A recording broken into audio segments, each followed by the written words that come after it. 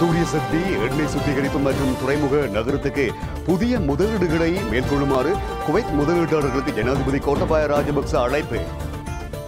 நாச்சிக்குடாவில் கடலட்டை பண்ணை அமைச்சர் டக்ளஸ் தேவானந்தாவின் முயற்சியில் பூர்வாங்க வேலைகள் நிறைவு. பால்மாவுக்கான விலையை அதிகரிக்க இதுவரை தீர்மானிக்கப்படவில்லை. விலையேற்றம் தொடர்பில் வாழ்க்கை செலவு குழு கூட்டத்தில் தீர்மானிக்கப்படும். நுகர்வோர் பாதுகாப்பு அமைச்சர் அறிவிப்பு. பாடத்திட்டத்தை நிறைவு செய்ய முடியாமல் போனமை குறித்து ஆராயப்படுகிறது. விரைவில் தீர்வு காணப்படும் என கல்வி அமைச்சர் தெரிவிப்பு. மின் கட்டணத்தை செலுத்த முடியாத மின் பாவனையாளர்களுக்கு 24 மாத சலுகை காலம் மின்சாரம் மற்றும் எரிசக்தி அமைச்சர் காமினி லோக்ககே தெரிவிப்பு. இனி விரிவான செய்திகள். ஜனாதிபதி கோட்டபாய ராஜபக்ச குவைத் நாட்டின் பிரதமர் ஷேக் சபா அல் ஹமாட் அல் சபா அவர்களுக்கு இடையிலான சந்திப்பொன்று மென்ஹாட்டனில் நடைபெற்றிருக்கிறது. இதன்போது இரு நாடுகளுக்கும் இடையிலான 50 வருட கால நெருங்கிய தொடர்புகள், நட்புறவுடன் கூடிய ராஜதந்திர உறவுகள் பற்றி நினைவூட்டிக் கொண்ட இரு தலைவர்களும் இந்த தொடர்புகளை மேலும் வலுப்படுத்த வேண்டும் என்று வலியுறுத்திக் கொண்டனர். இலங்கையர்கள் பலர் குவைற்றில் பணியாற்றுவதாக சுட்டிக்காட்டிய ஜனாதிபதி பயிற்சி பெற்ற தொழிற்படையினருக்கு மேலும் பல வாய்ப்புகளை திறந்து விடுமாறும் இதன்போது கோரிக்கை விடுத்திருந்தார். மற்றும் கோவிட்-19 தொற்று பரவல் கட்டுப்பாடு மற்றும் நாட்டுக்குள் முன்னெடுக்கப்பட்டு வரும் தடுப்பூசி ஏற்றல் வேலை திட்டங்கள் தொடர்பில் எடுத்துரைத்த ஜனாதிபதி கோட்டபாய ராஜபக்ச தொற்று பரவல் நீங்கி உலகம் திறக்கப்படும் போது இருதரப்புகளுக்கு இடையிலான தொடர்புகளை பலப்படுத்திக் கொள்ள இருக்கின்ற வாய்ப்புகள் குறித்தும் ஜனாதிபதி அவர்கள் எடுத்துரைத்திருக்கின்றார். மேலும் துறைமுக நகரம், சூரிய மற்றும் காற்றாலை மின் உற்பத்தி மற்றும் எண்ணெய் சுத்திகரிப்பு போன்ற துறைகளில் குவைட் அரசாங்கத்தால் மேற்கொள்ளக்கூடிய முதலீட்டு வாய்ப்புகள் தொடர்பிலும் குவைட் பிரதமருக்கு ஜனாதிபதி எடுத்துரைத்தார். அத்துடன் உணவு பாதுகாப்பு, கல்வி, தகவல் தொழில்நுட்பம் மற்றும் சைபர் பாதுகாப்பு தொடர்பிலும் இரு தலைவர்களும் கலந்துரையாடி இருக்கின்றமை இங்கு குறிப்பிடத்தக்கது.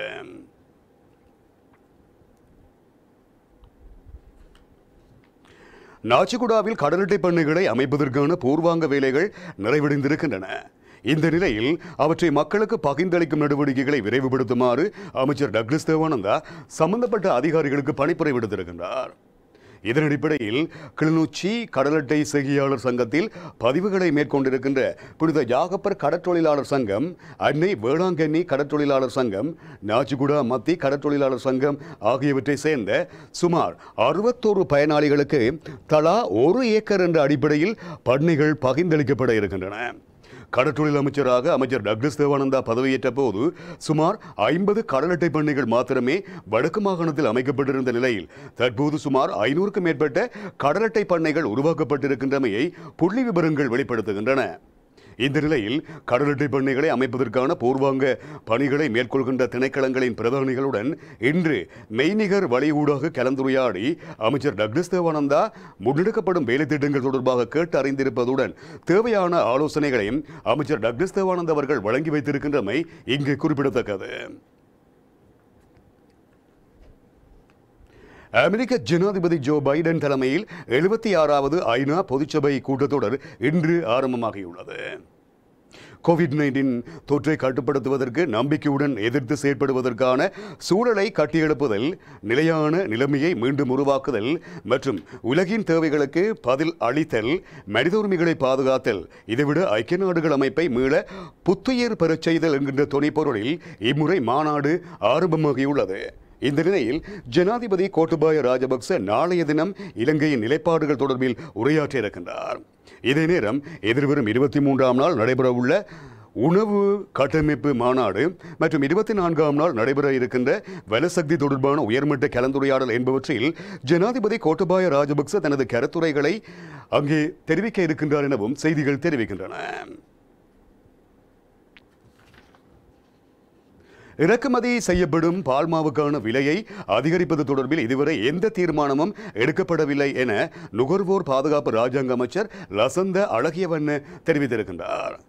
அத்துடன் இது தொடர்பில் பால்மா விலையினை அதிகரிப்பது தொடர்பில் நாளை மறுதினம் இடம்பெற இருக்கின்ற வாழ்க்கை செலவு குழு கூட்டத்தில் தீர்மானிக்கப்பட இருப்பதாகவும் அவர் குறிப்பிட்டிருக்கின்றார். முன்பதாக உலக சந்தையில் பால்மா விலை அதிகரிப்பு, கப்பல் கட்டணம் உயர்வு மற்றும் அமெரிக்க டாலருக்கு நிகரான இலங்கை ரூபாவின் வீழ்ச்சி என்பவற்றை கருத்தில் கொண்டு பால்மா விலையினை அதிகரிக்குமாறு அதன் இறக்குமதியாளர்கள் தொடர்ந்தும் அரசாங்கத்தை கோரியிருந்தனர். எனினும் அதற்கு அரசாங்கம் அனுமதி வழங்கவில்லை. இந்த நிலையில் தங்களுக்கு ஏற்படும் நட்டத்தை காரணமாக கொண்டு பால்மா இறக்குமதியினை அதன் இறக்குமதியாளர்கள் இடைநிறுத்தியிருந்தனர். இதனால் சந்தையில் பால்மாவுக்கான தட்டுப்பாடு ஏற்பட்டது. குறித்த விடயம் தொடர்பில் பால்மா இறக்குமதியாளர்களுக்கும் நிதியமைச்சருக்கும் இடையில் நேற்று முன்தினம் சந்திப்பு ஒன்று இடம்பெற்றிருந்தது. இதன்போது 1 கிலோகிராம் பால்மா விலையினை 350 ரூபாவால் அதிகரிக்க வேண்டும் என இறக்குமதியாளர்களால் கோரப்பட்டது. எனினும் 1 கிலோகிராம் பால்மாவினுடைய விலையை 200 ரூபாயினால் அதிகரிப்பதற்கு இணக்கம் வெளியிடப்பட்டிருக்கிறது. இதற்கமைய இது தொடர்பிலான இறுதி தீர்மானமானது நாளை மறுதினம் இடம்பெற இருக்கின்ற வாழ்க்கை செலவு கூட்டத்தில் எட்டப்பட இருக்கின்றமை இங்கு குறிப்பிடத்தக்கது.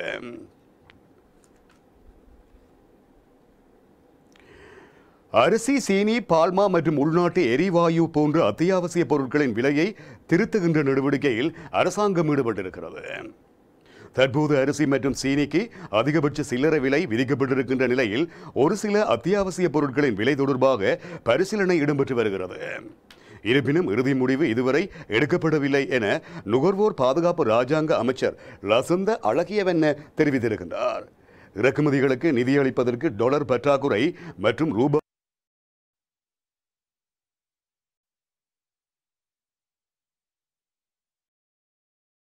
அரிசி, சீனி, பால்மா மற்றும் உள்நாட்டு எரிவாயு போன்ற அத்தியாவசிய பொருட்களின் விலையை திருத்தும் நடவடிக்கையில் அரசாங்கம் ஈடுபட்டிருக்கிறது. தற்போது அரிசி மற்றும் சீனிக்கு அதிகபட்ச சில்லறை விலை விதிக்கப்பட்டிருக்கின்ற நிலையில் ஒரு சில அத்தியாவசிய பொருட்களின் விலை தொடர்பாக பரிசீலனை இடம்பெற்று வருகிறது. இருப்பினும் இறுதி முடிவு இதுவரை எடுக்கப்படவில்லை என நுகர்வோர் பாதுகாப்பு ராஜாங்க அமைச்சர் லசந்த அழகியவென்ன தெரிவித்திருக்கின்றார். இறக்குமதிகளுக்கு நிதியளிப்பதற்கு டாலர் பற்றாக்குறை மற்றும் ரூபாயின் வீழ்ச்சி போன்ற காரணங்களினால் நாட்டில் வாழ்க்கை செலவு அதிகரித்திருக்கிறது என்றும் அவர் குறிப்பிட்டிருக்கின்றார். இதேவேளை சீனி மீதான இறக்குமதி கட்டுப்பாடுகள் நீக்கப்படுமா என்ற கேள்விக்கு பதிலளித்த அமைச்சர் கிடைக்கப்பெற்ற கையிருப்பு 2.5 மாதங்களுக்கு போதுமானது எனவும் அவர் குறிப்பிட்டிருக்கின்றார். இதனிடையே 1 கிலோ அரிசிக்கு அதிகபட்ச விலையாக 98 ரூபாயை அரசாங்கம் நிர்ணயித்திருக்கின்ற போதும் விவசாயிகள் தங்களின் நெல் விளைபொருட்களின் விலையை உயர்த்த கோரி தற்போதும் போராட்டம் நடத்தி வருகின்றமை இங்கு குறிப்பிடத்தக்கது. வெளிநாடுகளில் இருந்து அத்தியாவசிய பொருட்களையும் சமையல் எரிவாயுவையும் இறக்குமதி செய்ய முடியாமைக்கு டாலர் பற்றாக்குறையே காரணம் என மத்திய வங்கியின் ஆளுநர் அஜித் நிவாட் கேப்ரால் குறிப்பிட்டிருக்கின்றார். அத்துடன் அரசியல் லாபம் கருதிய அத்தியாவசிய பொருட்களுக்கான இறக்குமதி நிறுத்தப்பட்டிருப்பதாக முன்வைக்கப்படும் விமர்சனங்களை மறுப்பதாகவும் அவர் குறிப்பிட்டிருக்கின்றார். இது குறித்து தனது ட்விட்டரில் கருத்து வெளியிட்டிருக்கின்ற அவர் பல்வேறு இன்னல்களையும் சவால்களையும் எதிர்கொண்டிருக்கின்ற மக்களின் வாழ்வாதாரத்தில் அரசியல் செய்ய வேண்டிய தேவை இலங்கைக்கு இல்லை என்றும் அவர் குறிப்பிட்டிருக்கின்றார். இந்த நிலையில் இலங்கை ரூபாவின் பெறுமதி அதிகரிக்கும் பட்சத்தில் உலக சந்தையில் ஏற்பட்டிருக்கின்ற எரிவாயு விலை அதிகரிப்பு உள்ளிட்ட அனைத்து பிரச்சனைகளுக்கும் தீர்வு காண முடியும் என்றும் அஜித் நிவாட் கேப்ரால் குறிப்பிட்டிருக்கின்றார். மேலும் நாட்டில் காணப்படுகின்ற அனைத்து பொருளாதார பிரச்சனைகளுக்கும் எதிர்வரும் அக்டோபர் மாதம் முதல் அடுத்த 6 மாத காலத்துக்குள் தீர்வுகள் முன்வைக்கப்படும் என்றும் மத்திய வங்கியின் ஆளுநர் அஜித் நிவாட் கேப்ரால் தெரிவித்திருக்கின்றார்.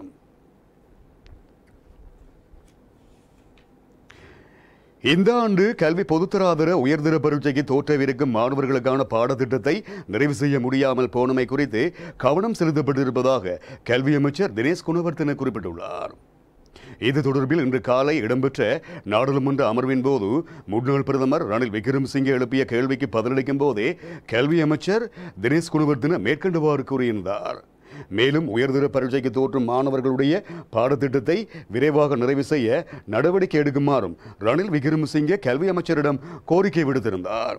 இதற்கு பதிலளித்த அமைச்சர் குணவர்த்தன இந்த விடயம் தொடர்பாக பரீட்சைகள் ஆணையாளர் நாயகத்துடன் பலகட்ட பேச்சுவார்த்தை நடத்தப்பட்டிருப்பதாகவும் அவர் தெரிவித்திருக்கின்றார்.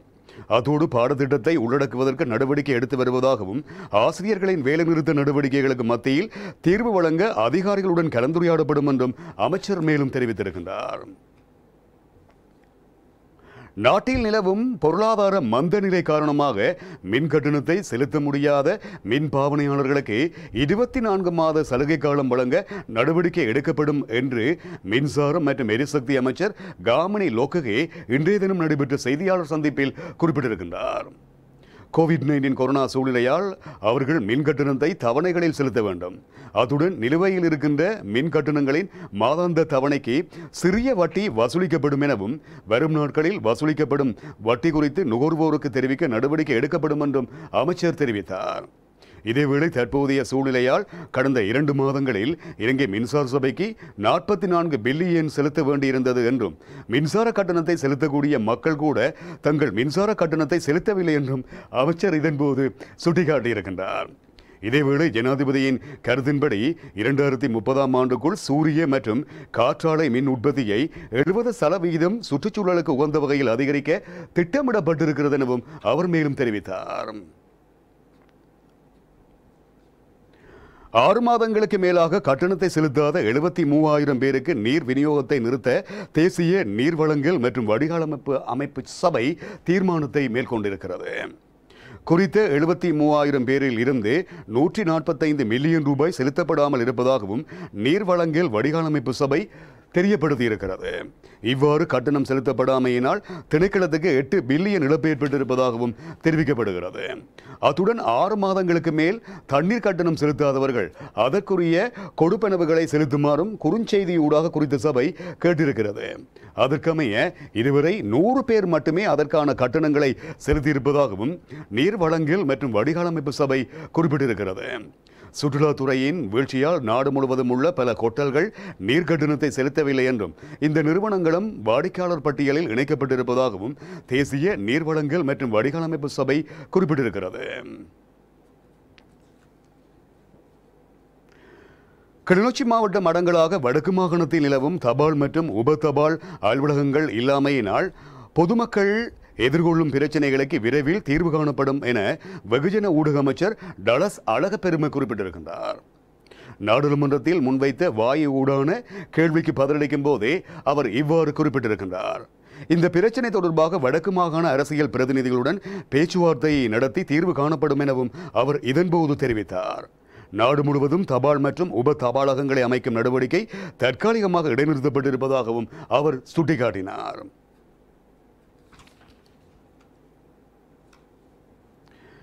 வீதி அபிவிருத்தி பணிகள் நடைபெறும் இடங்களில் பொதுமக்களின் பாதுகாப்புக்காக வீதி சமிக்கைகள், பாதுகாப்பு விளக்குகள், எச்சரிக்கை விளக்குகள் போன்றவை உடனடியாக அமைக்குமாறு துறைசார் தரப்பினருக்கு நெடுஞ்சாலைகள் அமைச்சர் ஜான்ஸ்டன் பெர்னாண்டோ ஆலோசனை வழங்கியுள்ளார்.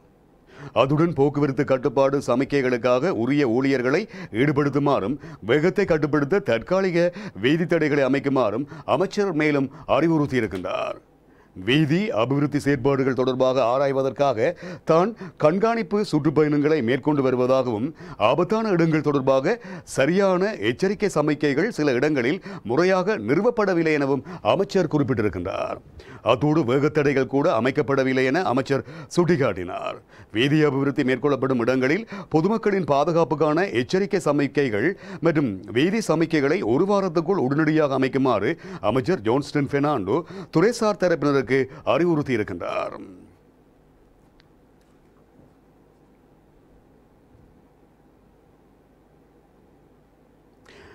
முப்பது வயதுக்கு மேற்பட்டவர்கள் இந்த வாரத்துக்குள் தடுப்பூசியை செலுத்திக் கொள்ள வேண்டும் என அரசாங்கம் காலக்கெடு விதித்திருக்கிறது. குறித்த வயதுடையவர்களுக்காக தொடர்ந்தும் தடுப்பூசி நிலையங்களை இயக்க முடியாது என்பதன் காரணமாக காலக்கெடுவை வழங்க வேண்டிய கட்டாயம் அரசாங்கத்துக்கு ஏற்பட்டிருக்கிறது என ராஜாங்க அமைச்சர் சன்ன ஜெயசுமன குறிப்பிட்டிருக்கின்றார். 30 வயதுக்கு மேற்பட்ட பலர் தடுப்பூசி பெற்றிருந்தாலும் ஒரு சிலர் பல்வேறு காரணங்களால் தடுப்பூசியை பெற்றுக்கொள்ள மறுப்பு தெரிவிப்பதாகவும் அவர் சுட்டிக்காட்டினார். அத்துடன் குறித்த வயதுடையவர்களுக்காக தொடர்ந்தும் தடுப்பூசி நிலையங்களை நிர்வகிக்க முடியாது என்றும் நாட்டின் இளைஞர்கள் மற்றும் சிறுவர்களுக்கு தடுப்பூசி வழங்கும் செயற்பாட்டை விரைவாக முன்னெடுக்க வேண்டும் என்றும் சன்ன ஜெயசுமன குறிப்பிட்டிருக்கின்றார். இதேவேளை 30 வயதுக்கு மேற்பட்டவர்களுக்கான தடுப்பூசி செலுத்தும் நடவடிக்கை கடந்த வாரம் நிறைவடைய இருப்பதை சுட்டிக்காட்டிய அமைச்சர் அதற்காக மேலும் 1 வாரம் நீடிக்கப்பட்டிருப்பதாகவும் தெரிவித்திருக்கின்றமை இங்கு குறிப்பிடத்தக்கது. இந்த நிலையில் நாட்டு மக்களுக்கான 3வது தடுப்பூசியை வழங்குவதற்காக தடுப்பூசிகள் முன்பதிவு செய்யப்பட்டிருப்பதாக அரச மருந்தாக்கல் கூட்டுத்தாபனம் குறிப்பிட்டிருக்கிறது. அதற்காக தேவைப்படும் 14 மில்லியன் பைசர் தடுப்பூசிகளை முன்பதிவு செய்திருப்பதாக அரச மருந்தாக்கல் கூட்டுத்தாபனத்தின் தலைவர் குறிப்பிட்டிருக்கின்றார்.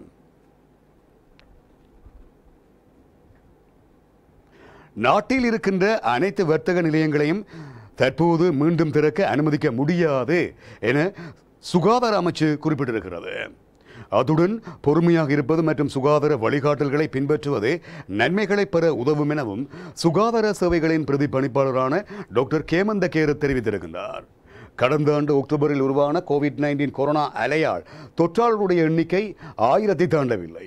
சமீபத்திய அலை பாரிய தொற்றாளர்களின் எண்ணிக்கைக்கு வழிவகுத்தது. அத்துடன் இது தற்போது 1700 கட்டுப்படுத்தப்பட்டிருக்கிறது எனவும் அவர் குறிப்பிட்டிருக்கின்றார். அத்துடன் சுகாதார அமைச்சர் நாட்டை மீண்டும் திறந்து மூட விரும்பவில்லை. முடிவெடுப்பதில் கடந்த தவறுகளிலிருந்து பாடம் கற்றுக்கொள்ள வேண்டும். இதற்கிடையில் நாட்டில் மதுபான கடைகள் மீண்டும் திறக்கப்படுவதற்கு யார் பொறுப்பு என்பது குறித்து கருத்து தெரிவிக்க முடியாது எனவும் அவர் மேலும் தெரிவித்திருக்கின்றார். தற்போது கோவிட்-19 கொரோனா பரவலின் மத்தியில் வடமாகாண மக்களை அவதானமாக செயற்படுமாறு வடமாகாண சுகாதார சேவைகள் பணிப்பாளர் டாக்டர் கேதீஸ்வரன் கோரிக்கை விடுத்திருக்கின்றார். இது குறித்து அவர் மேலும் குறிப்பிடுகையில், இலங்கையினுடைய இறப்பு விகிதம் 2.4 விகிதமாக காணப்படுகின்ற நிலையில் வடமாகாணத்தில் தொற்றின் ஊடாக இறப்பவர்கள் 1.95 விகிதமாக காணப்படுகிறது. குறிப்பாக ஏனைய மாவட்டங்களோடு ஒப்பிடுகையில் வடமாகாணத்துக்கு உட்பட்ட மாவட்டங்களின் இறப்பினை கருத்தில் கொண்டு மக்கள் உரிய சுகாதார வழிகாட்டல்களை பின்பற்ற வேண்டும் எனவும் அவர் கோரியிருக்கின்றார். இதேவேளை வடமாகாணத்தில் இருக்கின்ற பிரதேச வைத்தியசாலைகளில் கோவிட்-19 தொற்றுக்கு மத்தியில் நோயாளர் மீது கவனம் செலுத்துதல் குறைவாக காணப்படுவதாகவும் குற்றம் சுமத்தப்பட்டிருக்கிறது. இந்த நிலையில் இவ்வாறான முறைப்பாடுகள் தனக்கு கிடைக்கவில்லை எனவும் அவ்வாறு முறைப்பாடு கிடைக்கப்பெறின் அது தொடர்பில் உயிர் நடவடிக்கை எடுக்கப்படும் எனவும் மாகாண சுகாதார சேவைகள் பணிப்பாளர் டாக்டர் கேதீஸ்வரன் மேலும் தெரிவித்திருக்கின்றார்.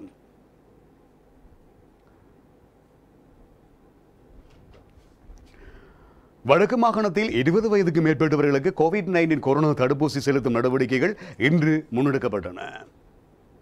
அந்த வகையில் மன்னார் மாவட்டத்தில் 20 வயதுக்கு மேற்பட்டவர்களுக்கு கோவிட்-19 கொரோனா தடுப்பூசி செலுத்தும் நடவடிக்கைகளின் முதல் கட்டமாக மன்னார் சுகாதார வைத்திய அதிகாரி பிரிவில் இன்று ஆரம்பிக்கப்பட்டது. அதுடன் குறித்த தடுப்பூசி 20 வயதுக்கு மேற்பட்டவர்களுக்கும் 30 வயதுக்கு மேற்பட்டவர்களில் இதுவரை எவ்வித தடுப்பூசியை பெற்றுக் கொள்ளாதவர்களுக்கும் குறித்த சைனோபாம் கோவிட்-19 கொரோனா தடுப்பூசியின் முதலாவது தடுப்பூசி செலுத்தும் நடவடிக்கை முன்னெடுக்கப்பட்டிருக்கிறது. இதேபோன்று வவுனியாவிலும் 20 தொடக்கம் 30 வயது வரையானவர்களுக்கான கோவிட்-19 கொரோனா தடுப்பூசி செலுத்தும் செயற்பாடு ஆரம்பிக்கப்பட்டிருக்கிறது. வவுனியா சுகாதார வைத்திய அதிகாரி பிரிவில் 5 தடுப்பூசி செலுத்தும் நிலையங்கள் அமைக்கப்பட்டு தடுப்பூசி செலுத்தும் பணிகள் முன்னெடுக்கப்பட்டு வருகின்றன. இதற்கிடையே யாழ் வடமராட்சி கிழக்கு மருதங்கேணி சுகாதார வைத்திய அதிகாரி பிரிவில் 18 வயது தொடக்கம் 29 வயதுக்கு உட்பட்டவர்களுக்கான கோவிட்-19 கொரோனா தடுப்பூசி ஏற்றும் பணிகள் இன்று காலை 8 மணி முதல் அம்பன் பிரதேச வைத்தியசாலையில் முன்னெடுக்கப்பட்டிருக்கின்றன இங்கு குறிப்பிடத்தக்கது. உயிர்த்த ஞாயிறு தாக்குதல் தொடர்பான விசாரணை தாமதமாகுவதாக பல்வேறு தரப்பினர் கூறிய குற்றச்சாட்டுகளை தான் முற்றாக மறுப்பதாக பாதுகாப்பு அமைச்சர் சரத் வீரசேகர குறிப்பிட்டிருக்கின்றார். இலங்கை மற்றும் உலகின் பல்வேறு நாடுகளில் அண்மையில் இடம்பெற்ற பயங்கரவாத தாக்குதல்கள் தொடர்பான விசாரணைகளுடன் ஒப்பிடுகையில் தற்போதைய அரசாங்கம் ஆட்சிக்கு வந்ததில் இருந்து உயிர்த்த ஞாயிறு தாக்குதல் தொடர்பான விசாரணைகள் துரிதப்படுத்தப்பட்டிருப்பதாகவும் அவர் மேலும் தெரிவித்திருக்கின்றார். உயிர்த்த ஞாயிறு தாக்குதல் தொடர்பாக 5 உயர் நீதிமன்றங்களில் இதுவரை 9 வழக்குகள் தாக்கல் செய்யப்பட்டிருப்பதுடன் 25 பேருக்கு எதிராக குற்றப்பத்திரிகை தாக்கல் செய்யப்பட்டிருப்பதாகவும் அவர் தெரிவித்திருக்கின்றார். அத்துடன் விசாரணைகளை நடத்துவதற்காக 3 அடங்கிய நீதிபதிகள் குழு ஒன்று நியமிக்கப்பட்டிருப்பதுடன் தாக்குதல் தொடர்பாக 23,700 குற்றச்சாட்டுகள் பதிவு செய்யப்பட்டிருப்பதாகவும் அவர் தெரிவித்தார். அதுடன் கடந்த 2.5 வருடங்களில் உயிர்த்த ஞாயிறு தாக்குதல் தொடர்பில் மேற்கொள்ளப்பட்ட விசாரணைகள் தொடர்பில் தான் திருப்தி அடைவதாகவும் அவர் மேலும் தெரிவித்திருக்கின்றார். புதிய மற்றும் பழைய பாடத்திட்டத்தின் கீழ் 2020ஆம் ஆண்டு உயர்தர பரீட்சை பெறுபவர்களை அடிப்படையாக கொண்டு பல்கலைக்கழக நுழைவுக்கான மாவட்ட ரீதியிலான வெட்டுப்புள்ளி விவரம் வெளியிடப்பட்டிருக்கிறது. அதுடன் பல்கலைக்கழக அடுத்த மாதம் வெளியாகும் என பல்கலைக்கழக மானியங்கள் ஆணைக்குழுவின் தலைவர் சம்பத் அமரதுங்க குறிப்பிட்டிருக்கின்றார். ஸ்ரீலங்கா பொதுஜன பெரமுனவின் நாடாளுமன்ற உறுப்பினராக ஜெயந்த கெட்டகொட சத்தியப்பிரமாணம் செய்து கொண்டார்.